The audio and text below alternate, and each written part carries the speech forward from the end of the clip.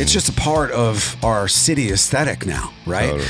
And with guys like Banksy and Jean-Michel Basquiat, which is, very much a graffiti artist, had become high art. He died young, unfortunately, 27, I think it was.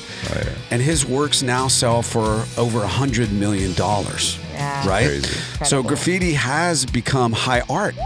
Leaf Life. It could be said that spray paint tagging is one of the truest underground forms of making art. Like punk rock, it's often reviled as loud vandalism. But for the artist, this can be their way to gaining street cred while offering a thought-provoking gift to society. This is Graffiti and Cannabis. It's art in a can. Our first segment, concrete over canvas. And in our second segment, high art. But before we get educated, we got to get medicated. So let's get stoned. Yeah. All right, here we go. We're off to the races. Wherever your day has led you, now it's time to fire it up, chew up, drink up. Just make sure it's cannabis and get in the mood as we introduce this show's Greg the Guinea Pig. Hey, what's up, y'all? It's Greg the Guinea Pig. Who's our guest this week? Greg the Guinea Pig warning. These tasks are undertaken by experienced cannabis users and under the supervision of accredited professionals. So please take our advice and definitely try this at home. All right, here he is, man. Desmond Hansen. He started working as a graffiti vandal and is now a professional muralist whose work is displayed prominently all over the city of Seattle. And if you guys know who Randy Hansen is, he's probably the most prolific Jimi Hendrix style guitar player in the world. He's here from Seattle, and he is Desmond's dad. So he comes from an art family. Desmond, welcome to the Leaf Life podcast. What's happening? All right, bro. Yeah. Good to finally get you in here, man. Now let's see what you're going to be smoking as we spin AJ's wheel to see what's in AJ's stash. Yes. And now, what's in AJ's stash? Yeah. We've got some bomb OG Bodhi High herb for you today, my friend. These guys are from the Legacy Market, some of the best on the east side of Washington. And you're smoking on some berry white. This is a live resin cart. I love how it's like green. It's got this cool like fading, like ombre, like effect with the green on the Gradients. cart. The gradient, yeah. Very tasty. On the cartridge. Like it. Live resin, there's 82% total cannabinoids. Cannabinoids. Cannaboys. And the berry white, y'all, if y'all don't know, it's blueberry times NYCD times sour Pez. Okay. What's like the it. flavor like on that? I like it. It reminds me, it's kind of minty a little bit. He knows what's up. Yeah. Big ups to my guy, Sam Cannell. He's the Little owner peppery. of Bodhi. Let's try Little that. peppery. And he's done great Yes. things, and he's been a Sounds supporter of the Leaf for a long time. And over there in Spokane, Washington, that's on the east side of the state. Here we're in Seattle, on the southern tip of the real city of Seattle in Georgetown. Good life. But, the it. state of Washington was the first state to legalize cannabis. We're a unified family in this state. Very proud. However, we broadcast all over the world with the Leaf Life podcast. We're downloaded in well over 50 countries, and we've got about 15 million streams. So the Leaf family, the cannabis family, extends well beyond our home here in Seattle, where Wes founded the Leaf in 2010. And, as we're recording now, we're inching up on our 15th birthday, Wes. We're almost there, brother. Can you believe it? We're teenagers. Yeah, 15 Right on. years. And, So- and how many? 500 issues? Wes? Almost. Something like that? Yeah. Northwest Leaf in the month of February will be issue 176 monthly. But if you count amazing. all our publications, we're definitely, we're getting up there in age. 15, 16 candles next year. All right, let's talk about concrete over canvas. Now, artist is an artist, right? You've got to express yourself. It's a necessity. It's your therapy. It's your conduit into another realm, and you want to share that because it's your expression of being human, right? Most artists find their form in canvas or sculpting, something that's recognized in the art world as real art because it sells. But there's a certain underground quality, like I mentioned, to the punk rock type of artist who doesn't necessarily want to cell, who doesn't want to be recognized, who wants to stay incognito with the emphasis on nito. So they choose the concrete, the city, the landscape is their canvas. Why is that, man? Is it a need to be bad? Is it to be seen? Or is it just the greatest place in the world to display your art form? I think it's different for a lot of people. For me, I ran out of painting on my ping pong table as a kid, when I was 13 or something. Yeah, that ping pong table was probably sick, bro. It was just layered up, and so eventually, throughout like skateboarding and being around in the city, you see other pieces of graffiti that make you inspired to go paint something, and it can become really addicting, but the kind of drive it takes, like, I think a lot of people fail to see that to get up at like 10:30 at night and pack your bag and go out into the night and go find something to paint on. All black with a face mask. Yeah. I mean, there's a certain type of drive it takes because, it's kind of like you get addicted to a kind of a natural form of propaganda. Because you're just putting your name up. And then from the moment you walk away from it, if you weren't seen, no one knows who that was. And if your name's up everywhere, it can just become really like, well, it takes over. Go ahead, Mary. Well, I was going to say, my oldest, who is now an ICU nurse of all things, used to tag all kind of shit. The concrete walls and the rail cars and stuff like that. Used to freak me out because, first of all, I didn't know about it till later, but also he was doing dangerous shit. Yeah. Well, that's what you did, bro. You started as a vandal and you got caught. And you did time. Now you're all over the city and you're paid for it. And I'll mention that in a sec. But first I want to ask you about the beginning. Oh, yeah. Yeah, the beginning to me was, that's why I have so much respect for young, what could be considered ugly graffiti vandals and stuff. Because some of those people, they'll find their own path in art, whether it's selling art or whatever it is. They'll find a path. For me in the beginning. Sorry. Whoa, he almost slipped and fell off his chair. Is there a banana peel under there? In the beginning, for me, I was definitely pumped up by painting trains, and I made the mistake early on of like tagging everything in my neighborhood to the point where you could probably follow it right to my front door. That's you. A little drip heading to your front door. Arrows. That, and I had a lot of older people I looked up to that were graffiti artists that, in the 90s, there was a lot of like emphasis on the hip hop culture of graffiti. Right. Now there's more of like, it started over there, right? In like Brooklyn and the Bronx.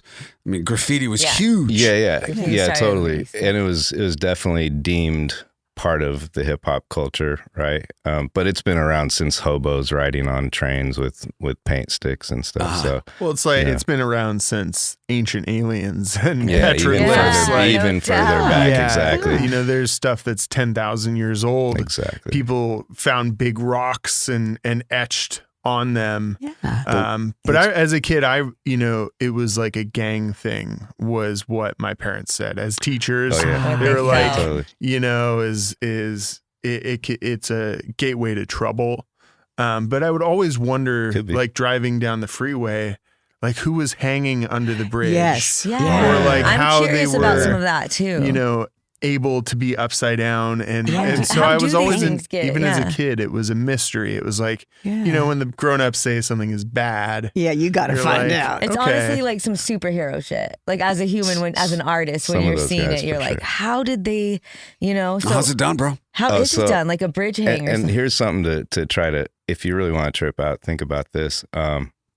Graffiti art, as we know it, is it's basically the only real American art form to ever come out of America. Because if you think of jazz, as in painting art, okay. like painting style or gotcha.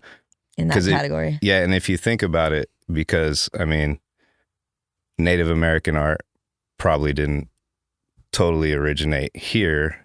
It probably moved its way here from other areas of the continent and stuff. And then, but graffiti, you know, that was born in the Bronx. Yeah. Yeah. And it just so happens it's the only art form that our government's tried to eradicate. Well, I think it's the newness of our culture. And then we have like new decay. Like it would be, I think, rather sinful to like go spray tag something in Europe that's thousands of years old. Right. But like when you're in a city and there's like all this wealth and then you have like urban decay. Mm-hmm. I think it's like planting a flower in front of like a burnt down house or something. It's like it adds something to it. And so I think that's an expression of the urban environment that is uniquely American. To speak to that, I can validate that. I remember coming into Athens, Greece, probably like 5 years ago. And everywhere you look in that city, there is fucking graffiti. And it's borderline disgusting. But one thing I noticed, no one spray painted the ruins. Every time you saw a ruin, they were pristine. Yeah. Good. Right? They wouldn't desiccate their culture or their heritage, but they'll fucking spray somebody's building, no problem. Well, Totally. and when it's Same with private Germany. property, is that when it's a vandalism? That's when you get arrested if it's private property? You know, when I was growing up with graffiti, we had unwritten rules that if you weren't, you know, abiding by these rules, there would be like some OGs who come and beat you up or say something to you that'll make you not want to ever do that again, you know, and like don't tag on people's fences, you know, smart stuff like that, you know. It's just, but and now they knew who you were, they'd find you. But now but that was when hip hop was like a real thing, you know. There was levels to everything. The honor of the streets too. And also there's other factors. Like now there's a lot more punk rock nature in it where it's, you know, anything goes and style doesn't even really matter. It's more about how much you can put your name up and stuff, which there is that for us too. And then sometimes when you see tagging on someone's house or on their fence, understand that could have been someone who like pissed somebody off. Like it might not have just been done out of like just random maliciousness. It might have been like, oh no, that's my enemy's house or something. Like dick you know, on my neighbor's fence with dripping eye tears. Yeah. So there is that. It might have been the okay. But in our city, it's a trip because, you know, I tried to express to you know, as of recently having somewhat of a voice in our city when it comes to graffiti stuff. During the pandemic, I got in touch with the mayor's office and explained to him all the data that me and my team were doing to try to create legal walls for people to paint on, right? Dope. And the way we're trying to figure out that South America, a lot of places, they just totally said graffiti is legal. You know, you don't have to worry about getting a ticket or any of that, it's right? Beautiful too, some of it. Yep. Incredible. And so there becomes this progression of, you know, throw ups that go over tags and then pieces go over the throw ups. And throw ups are like bubble letters for people who don't know. Okay. And then, you know, like the nicer pieces go over those. And then before you know it, you have a really nice wall that has a mural on it by accident or, you know, organically.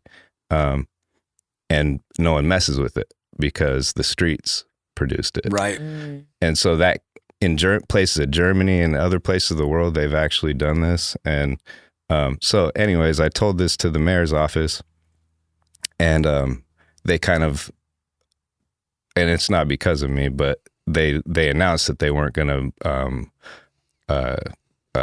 prosecute graffiti artists anymore. Good. Awesome. And so everyone went crazy in the city and started painting a bunch. Yeah. But there's also a percentage of people who said, now that it's legal, I don't even want to be here. And, I want to be a ninja in the night, so That's like I'm out of here. I'm Cleaned going it to up where a it's, little bit. In the second segment, we'll talk about how that graffiti has become recognized as real art, and some of the artists that have ushered that new phase of art in, because it has bled into high art, which is the title of our second segment. But Desmond, first, it's time for you to play the Weirded Lorax. Now, can we all just get a long hair? Weird. Beard. This is the Weirded Lorax. All right, brother. You know who you're sitting across from, right? Well, me. Wes. The bearded Lorax. That's right. Wes is the Bearded Lorax. A little weird. It's a little weird. Allegedly.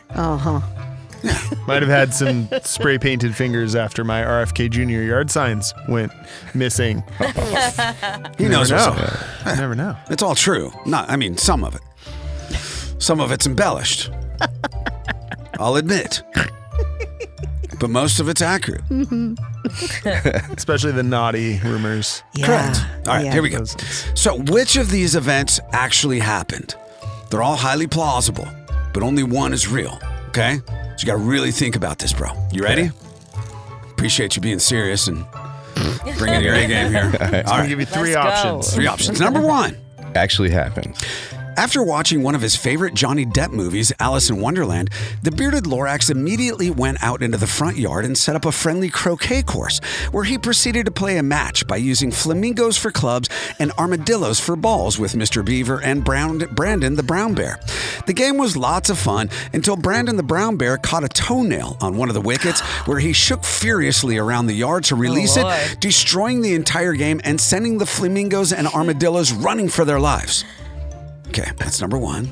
It's like banging a toe, It happens, bro. That bear was pissed. It's like a Dr. Seuss adventure, banging a toe. Number 2. The Bearded Lorax pitched a pilot concept to Paramount Plus for a game show called Thou Art an Asshole, which they seriously considered, even calling for a second meeting with his agent. However, the plans were scrapped after they conducted a background check and learned through Ancestry.com that the Bearded Lorax had fathered a billy goat named Hybrid with the Greek god Pan's little sister, whose name was Pot. Hybrid pot. That could be it. I like that Pot one. and Pan. I It's think very the plausible. The show would have been Art Thou an Asshole? Yes, exactly. Oh, yeah. And number 3.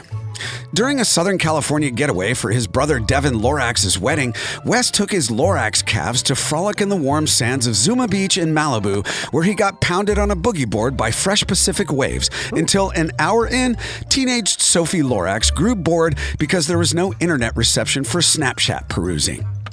1, 2, or That's 3, the brother? line. It's definitely 3. Oh, it's 3. You got it right. Absolutely. Wow. Yeah. How I was amazing. thinking about throwing a wrench in and throwing it, giving it to one. Or You had to think about it, though, brother. It's perplexing. good one. We That was- know. Yeah. All I possible. can see Did it I all win? happening. Did I win something? Yeah, right. Yes, you did. You win street cred, of course. Ka-ching. If you want to discover cannabis news, reviews, entertainment, and culture, and explore every single Leaf magazine at your convenience, search leafmagazines.com.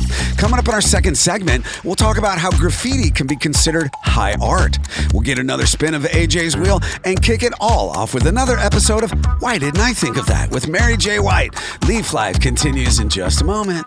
These products have intoxicating effects and may be habit forming. Marijuana can impair concentration, coordination, and judgment. Do not operate a vehicle or machinery under the influence of this drug. There may be health risks associated with consumption of these products. For use by adults 21 and older. Keep out of the reach of children. Leaf Life. Welcome to the second half of this Leaf Life show called Graffiti and Cannabis. In just a moment, we'll get into how graffiti can be considered high art, and we'll spin AJ's wheel to see what products Desmond Hansen, who started as a graffiti vandal and is now a professional muralist, whose work is displayed prominently all over the city of Seattle. This show's Greg the Guinea Pig is going to be trying next. But first, it's time for Why Didn't I Think of That? Why didn't I think of that? Why didn't I think of that? Wow, why didn't I think of that? Because you were stoned. It's Mary J. White. Yeah. What's going on, Mary? Well, if I wasn't such a fucking stoner, I might have thought of this because this is a really good idea. So, Seattle coffee, right? They're synonymous, yeah? Well, the smart people at Fairwinds Manufacturing, who are right here in our big state, love Fairwinds. They are so smart. They're in Vancouver, Washington. Yes. So, the little Keurig coffee pods? Keurig Coffee pods. Anyway, they have made them infused with 10 milligrams each of THC in them little fucking pods. Wow. Yeah, and they're not that expensive. And it's like you get both. You get cannabis, you get coffee. This is a great way to start your morning, people. This is smart. Now it's coffee pots. Coffee pots. I love it. Aw. Exclusive to Washington State, but they're hoping to expand. Far out. Yes. Kush Cups is also expanding from California into Washington State. So you'll be able to get infused coffee from multiple brands very soon here on the West Coast. And who doesn't love a good cup of Joe? That's right. We love So our there you Joe. go. Thank you very much, You're Mary welcome. J. White. All right, AJ, spin that wheel. See what Desmond's going to hit next. Let's go. All right, my guy. We got another Bodhi High All right. extract here for you. This is Gold. Liquid Live Space Guava Gelato, some live resin. It's a 510 thread cartridge, and it's a 100 milligram dose in that cartridge. Thank you. 1,000 milligram, yes. And 1,000, yes. if he doesn't I know. finish it, I might take that home. We love Bodhi. I mean, they've been around since the inception of beginning. Washington, and they've been great partners of ours, and they've won so many countless awards across the industry. That's a But big most of all, cloud. they're Yeah. good people. you know? Formerly Bodhi High, now Bodhi. Oh yeah, they dropped the high. Well, you still get the high. Still yeah. do. Sure did. Is Right it on. delicious? I love it. Yeah. Would you like to try it, man? Good Or card. just maybe a tiny sip. A little sip from Mary. All right. So, high art. So, before we talk about that, Desmond, you spent some time in jail. Tell me about your arrest real quick. Yeah, my arrest was pretty crazy. I had quite a few different police jurisdictions serve a search warrant at my house, and then ran from a warrant for like a year and a half. I was like 18 or something Yeah. like that. The wrong 19. age. And they finally got you and they threw you in for a year. But now, For Yeah. a year. But it was for Yeah. graffiti. Year and a day. but It was for bonnet. But I was a very repeat offender. Like I had a long, as a juvenile, I was going to jail a bunch for graffiti. And then you skipped on a warrant. So it kind of all, Oh yeah, Bro, all added I up. was not. But yeah, you just told me that they stopped prosecuting, and that was like after. that was later. Oh wait. Yeah, later, but that was like after you spoke with the governor. So I feel like this is like a full circle story, like you having been prosecuted and then being willing to go in there and help educate them about why it's important for the youth and for people in general, especially during COVID. It's a And shot in now? the dark to try to, because you can only talk to the people and say what you can, but you still have to kind of be guarded with those people, Yeah. Yeah. They're on the other But side. it was one of the Yeah. dominoes, like Yeah. the domino effect of like helping push the dial. Yeah. Either And way, I now that I appreciate have a that. friend, shout out Sire One, a friend who I looked up to in the graffiti world, who has a job at the mayor's office, and his job title is graffiti czar. Wow, that's And cool. so like cool. if you like were out of town and you wanted to come and just paint, he could give you a whole list of walls to go paint, and that's like city walls, or even so if you smart. saw a wall that was Badass. like Dope. under a bridge that you're like, I want to paint there. You get the You can okay hit from him. up, No and shit. he can get you. Yeah. Yeah, he can totally and help you Wow. get funding. Well, there you go, and dude. stuff. So graffiti has, really kind of developed and become readily acceptable. It's just a part of our city aesthetic now, right? Totally. And with guys like Banksy and Jean-Michel Basquiat, which is, very much a graffiti artist, had become high art. He died young, unfortunately, 27, I think it was. Oh, yeah. And his works now sell for over $100 million. Yeah. Right? Crazy. So Incredible. graffiti has become high art, and you've reached a certain degree of validation because now, as you drive around the city of Seattle, you'll see these electric boxes, right? That are just, normally it's just a green eyesore on under a stoplight or something. You don't pay any attention to it. But what you've done is you've painted Seattle icons all over the city and beyond. So you get a little tour throughout Seattle. And I'm pretty sure I saw you on Instagram, like showcasing every single box that you've painted. And this is the person that I painted. And there's like, you know, small murals of the band Heart, obviously Jimi Hendrix, Kurt Cobain, Chris Cornell, Pearl Jam, Eddie Vedder, I think you did one. Yeah. So you've done all, Lane Staley of Alice in Chains, all these rock stars, because Seattle is notorious, obviously, for the grunge movement that happened here in the late 80s and early 90s. Totally. Did you do the Jay Moore piece? Yep. Yeah, And thank you. Yeah, bless up Jay friend. Moore. And you've beautified the city to a degree, and the city is compensating you for that. Right? Good. Yeah, I mean, the people of the city are definitely Who's Jay Moore, by compensating the me. way? He's an iconic hip hop legend out of Seattle. He's one of Okay. our legends. Gotcha. from- He was Thank a you. DJ on Cube 93 for a while too. That's a And, radio station. And he was also a host of a ton of hip hop jams and like, Yeah, you know, he kind of helped yeah. push the culture and the movement forward all the way. And like, yeah, it was a pleasure to have him in the city. Really nice, really good person. yeah, I feel like the city has definitely come through for me and they appreciate what I do. And half of why I started painting those boxes because like I didn't get permits for the first handful of them that I did. I just went and painted them. But it was kind of my way of, you know, saying, all right, if I can paint a nice portrait of Jimi Hendrix that obviously the city loves, you know, they kind of have to start to change their perception of graffiti a little bit. Right. Well, that also changes it, you know, because I think if it's like, how does it become art? By being artistic. And Yeah. it's, you know, the bubble letters are artistic. Yeah. All of it is artistic, even down to the signs. Like it's still, Yeah. you know, we're a tribal species, Yeah. been around for 1 million years, give or take. We've always made signs or symbols or ways to say like, this is my tribe and that's your tribe. And, you know, taking it into art, like you said, nobody's going to come and paint white paint over or green paint over Jimi Hendrix. No. Yeah. Yeah. If it's like bubble letters, even if it's the coolest letters and it's the coolest name, that's not serving the public. Right. But I think Oh, I what see. you've done is you've actually beautified and made the city better.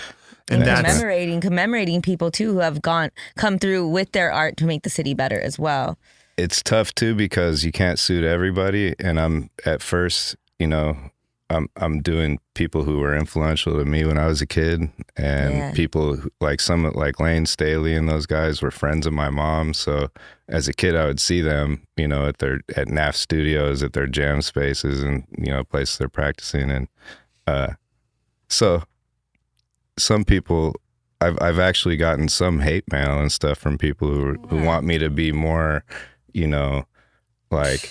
Think about who I'm painting and why don't I paint someone, you know, from certain different communities and, you know, and just being so like where they forget that artists are usually just out there being themselves, right? And Yeah. if they think too much about What all they're that doing. stuff, Yeah. they stop like being who they are. Yep. Right. Bro, you forgot one icon.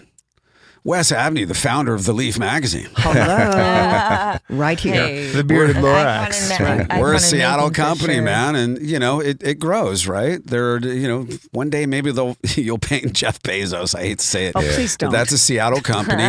Bill Gates, you know, it's There's so many legends out of this. tech is a yeah, huge part fandom. of Seattle. It's not the artistic element of Seattle. Business, though, is there some point that you would paint one of those iconic Seattleites? And then the second question, I don't know if I'd get into call this. them Seattleites. Satellites? No, you wouldn't call them Seattleites? Well, born and raised. If they're born and raised, that's what I. They're consider Seattleites. Satellite, but I don't There's know. people I've painted who weren't Seattleites too. I noticed. You know, and it's kind of just, Yeah. you know, I hate to say that I'm suiting myself, but sometimes I paint someone who I don't know if the public knows about, but when they see, they might research who they are. So You know? You'll put the name That on it. Usually, I've noticed. Yeah. Yeah. So that's and, the way to use art right there. and I've also like, it's hard for me because I've had a lot of friends who've died from like, you know, Anybody who grew drug up in overdoses Seattle and all knows that somebody who's stuff. died from a Like, drug overdose. A lot of my friends are dead, and For I sure. want to paint them Right. Yeah. on the boxes, but that's a little bit more like, to me, it would Personal. it'd be selfish to do that. Nah. And then also, I get so many people trying to commission me to do these boxes where I have to tell them, okay, first of all, it's hard for me if your loved one doesn't have like a publicly known persona that people can like. Yeah. But especially if their persona, if you did research them, isn't squeaky clean, you know, like it's, and so there's some of those people, but, and it gets down to the point where also, and if you have a love and respect for your family member, you know, anyone can walk up and draw a mustache on these boxes that I painted, no which doubt. is so why I've done it just kind of for me, because I can go fix them myself if I want to, right? And so it's kind of tough when you know that it's not permanent. None of the boxes, none of the murals I've ever painted are permanent. Yeah. Right? Like it's all temporary and Well, nothing is 50 years, 100 years. It's so like people get upset on my behalf sometimes. And I go like, it's just, I'm out there still just kind of doing my form of like square bear graffiti by having some permits sometimes and by, you know, and putting cones out and all that. Like, I'm not a graffiti artist anymore. I'm more of a muralist, but I come from graffiti. So I just keep persisting. I like that that you're still using it as expression, you know, and I just want to say, like, I'm really sorry that you've lost so many friends, you know, and I think it's very, like, how would you say, like, ancestral of you to, like, commemorate them, you know, like, with art, because that's what we did. That's what our culture, our native cultures did, you know. We commemorated our loved ones with art. Oh, yeah. So I appreciate that. So now that, cannabis this is the first state in the country to legalize cannabis. It's a big deal here. It's a big deal internationally, this movement. So firstly, how does cannabis affect your art, right? Do you smoke wild before you create? And then will you venture into, a new category potentially that, is there someone, maybe not Wes, but is there an icon that you would paint that represents I'm not offended. this movement that has begun in Washington State? Yeah, I would definitely be open-minded to painting different weed icons. To me, it's kind of ingrained in my family. If you know who my dad is, like he's Randy Hansen, the famous guitar player, the Jimi Hendrix prolific. And so I grew virtuoso. up around his, kind of rock lifestyle where there's a lot of weed smoke going on and stuff. And but I do feel like I started smoking weed a little too early. And that, but what age? Like 13. Yeah, that's a little too early. Same here. Yeah, and but you're like me where we don't do anything half-ass. So it was like kind of right away. I was like smoking weed every day. Yeah, fair. It's funny how you want to do things every day that feel good. Yeah. Only recently did I try to take time off from smoking weed. And that's just because of getting healthy and doing a lot of working out and just seeing what the next level of clarity would be. Yeah. And so, and it feels great. And so now I just kind of, I'm in and out, but I'll smoke weed evening time around the time I might drink a glass of wine. That's your meds, bro. And last question, would you ever spray paint the Starbucks mermaid? Is it a mermaid? I heard it's something else. I heard it's from like a... It's from Moby Dick. Starbuck was a character in Moby Dick. I think if you look up that symbology of that, I think that thing goes back to like, not the Golden Dawn, but one of those occult like... goddesses or something. Yeah. Gotcha. I think so. It's a siren, yeah? Like the one a siren. I saw a thing about it on YouTube. I forget, but I think I saw a thing about it. That's a rabbit hole. Starbucks was born here in Seattle, obviously, and maybe the most and well-known nothing against company. Starbucks. I'm just saying, if they did get it from somewhere like that. We are the city of coffee here in the United States, and that's why, Desmond, now it's time for you to play Been There, Done That. Have beans, coffee will beans? grind.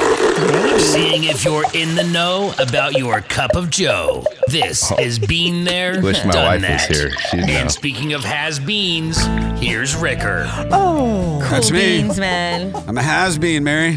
no, you're not. You're a cool bean. Hey, there you go. We're all cool beans. Yeah, We're in the right. same pot. Oh, God. Hey. I don't know, Ricker. I'm in the right. pot that's like extra spicy with all the like tomatoes and cilantro. There you go, AJ. Nothing wrong with that. That's called chile. Oh, yeah. All right, here we go. Sure, you love coffee, but are you an aficionado or just a natto? Ready, brother? Probably a natto, but let's see. All right. I'm ready. All right, number 1.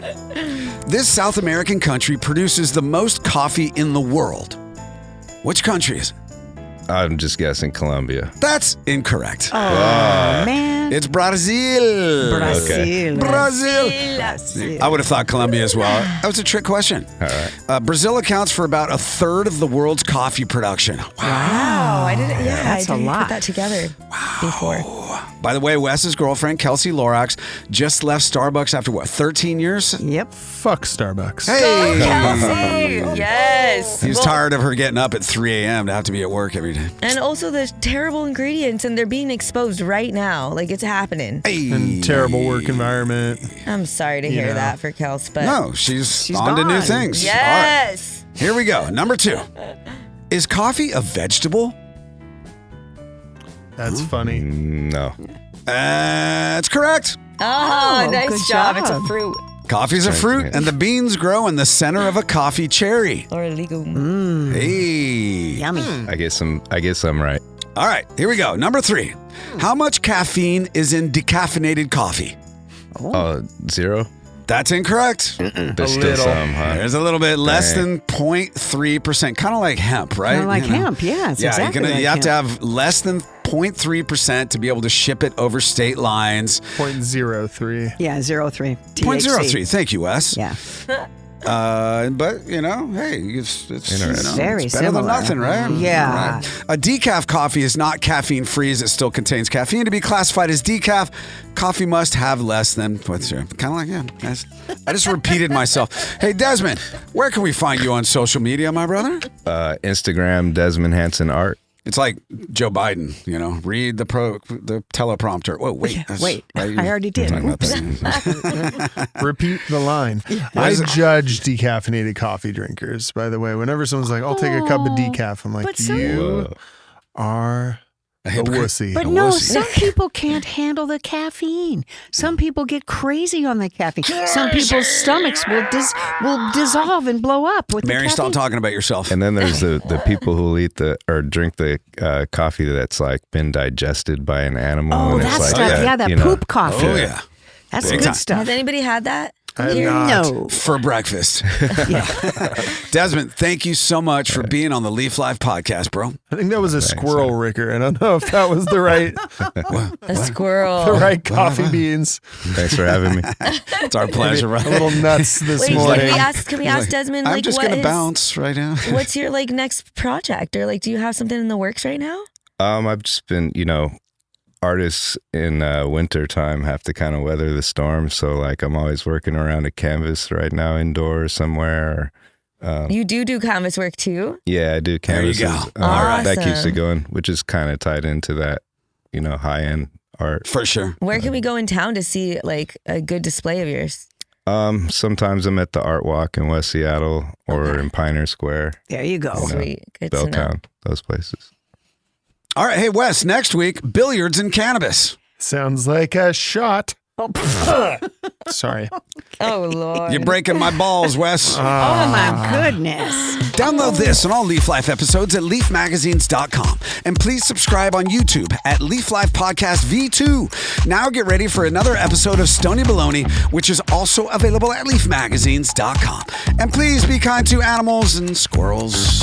Your hosts for Leaf Life are Mike Ricker and Wes Abney. Leaf Life is produced by Mike Daly. Some of the music heard is provided by purple-planet.com. Every bit of cannabis you use is female, so please respect the ladies. Leaf Life is brought to you by Leaf Nation, featuring Alaska Leaf, Oregon Leaf, Northwest Leaf, Maryland Leaf, Utah Leaf, Northeast Leaf, and California Leaf. On the shelf now in your local retailer.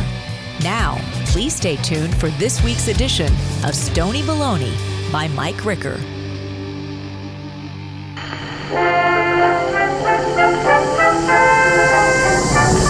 Stony Baloney by Mike Ricker.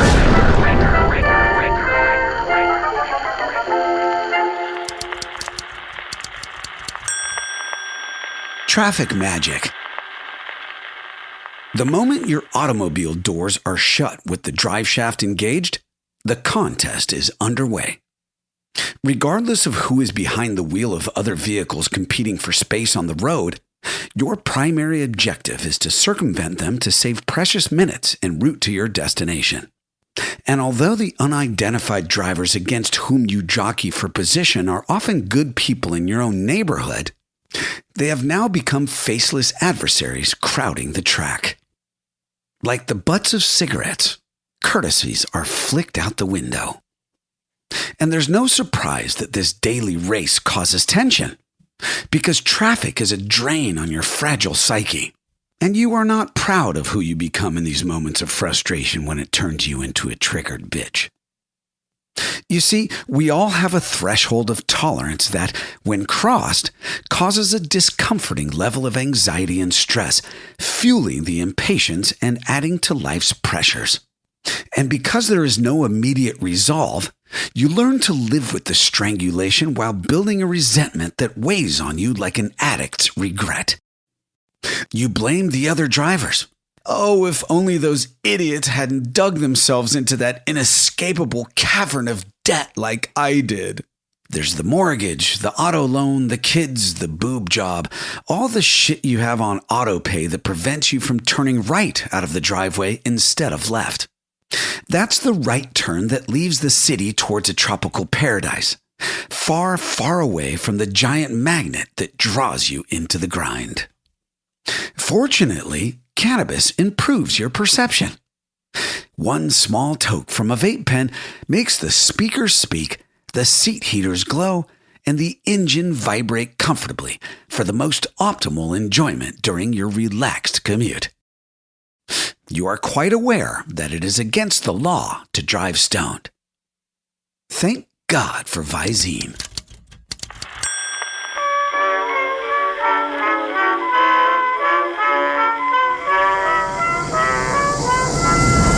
Stony baloney.